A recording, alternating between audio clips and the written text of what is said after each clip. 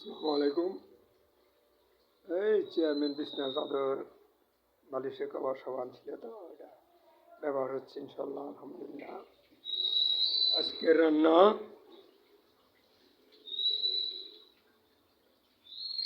মাংস, সালাদ, সালাদ এবং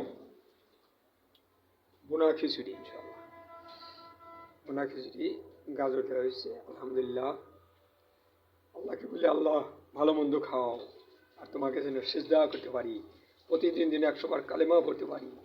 একবার কালেমা পড়লে 7 পাল্লা আসমান জমিনে এক পাল্লায় দিলে, আর এই কালেমার এক পাল্লায় দিলে কালেমার ওজনই বেশি পাই, কালেমার ওজনই ভারী হবে ইনশাল্লাহ।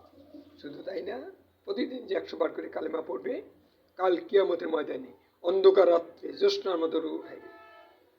তখন লোকজন বলবে, হায় হায় করিম কি আমল করছে রে, দুনিয়া বেঁচে থাকতে আমি শুধু কালেমা পড়ছি। কি কালেমা?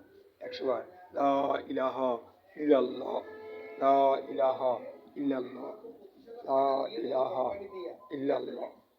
এই আমল ইনশাল্লাহ। এখন মাগরিবের আজান হবে, আমরা নামাজ পড়বো ইনশাল্লাহ, ওযু করবো, নামাজে প্রস্তুতি নেবো ইনশাল্লাহ। সবাই মুসলিম ভাইরা, আল্লাহ বিধর্মীদেরও আল্লাহর রাস্তায় মুসলমান বানায় দিক, এই দোয়া করবেন। ঠিক আছে, আসসালামু আলাইকুম ওয়া রাহমাতুল্লাহি ওয়া বারাকাতুহু।